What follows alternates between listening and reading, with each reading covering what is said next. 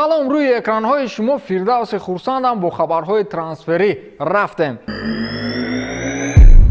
Голкипер ё худ дарвозабони эҳтиётии Барса Яспер Силесен феълан аз муоинаи тиббии бошгоҳи Валенсия мегузарад. Ин маънои онро дорад ки Силесен ин мавсим дарвозаи Валенсияро ҳимоя месозад. Ин дар ҳоле аст ки Барселона мехоҳад Силесенро бо нетто иваз намояд. Ягон хел пул-мул нест, фақат иваз ва ё бартери ҳақиқӣ.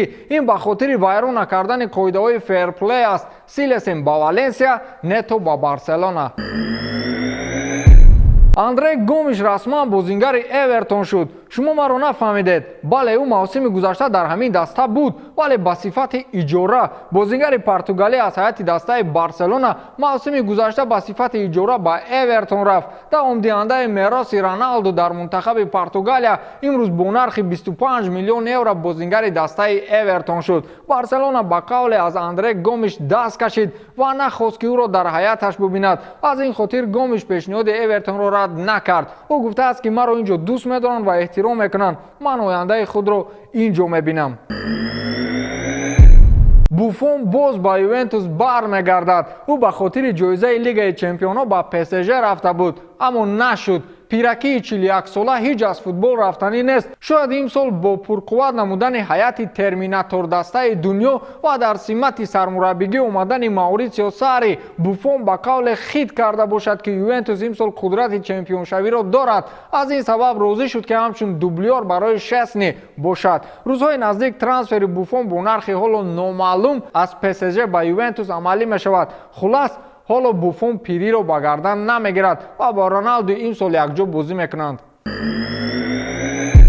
акнун таваҷҷӯҳ намоед ба овозаҳое ки атрофи бозингарону бошгоҳҳо бобати трансфер дар пойгоҳи иттилоотӣ нашр мешаванд. ба фикри шумо кӣ куҷо меравад? рафтем.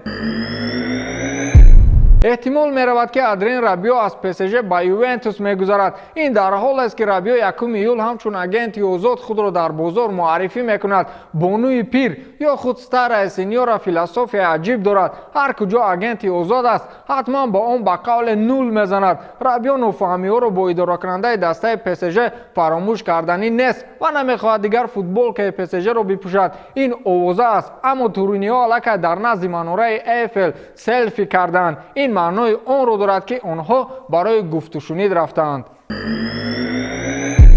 Кейлор Навас ба Бенфика меравад. дастаи шоҳона ҳеҷ ба дарвозабоне ки 3 сол пайам ҷоизаи Лигаи Чемпионҳоро гирифт бовар накард. аз ин хотир Навас ки ин мавсимро қариб дар курсии эҳтиётӣ паси сар намуд, дигар он ҷо нишастан намехоҳад. аз ин хотир рафтан ба Бенфика гузинаи хуб аст, аммо шартномаи ӯ ба Реал Мадрид бояд 2 соли дигар идома ёбад. акнун медонед дастаҳо чӣ гуна ба мувофиқа омаданд? Навас бояд 5 миллион евро маош бигирад. дастаҳо ба хулосае омаданд ки 2,5 миллион Бенфика медиҳад ва 2,5 миллиони дигар Реал Мадрид. ин 2 сол давом мекунад. хулас Навас дарвозаи Бенфикаро ҳимоя месозад. Неймар аз ПСЖ ба Барселона. дар ин маврид ҳар рӯз як хабар мебарояд. Неймар барои гузариш ба дастаи собиқаш ба ҳама чӣ розӣ шуд. ҳатто гуфт ки ман аз мухлисони Каталониям узр мепурсам, аммо ин ҷо як чиз монеъаст барои гузариш: маблағ. раҳбарияти бошгоҳи парижӣ нархи ӯро ба 300 миллион баробар карданд. каталониҳо ҳоло дар ин маврид чизе нагуфтанд, вале Неймар 2 пой дар як мӯза аз ПСЖ ба Барс рафтанист. ин чӣ хел мешавад? ҳоло номаълум.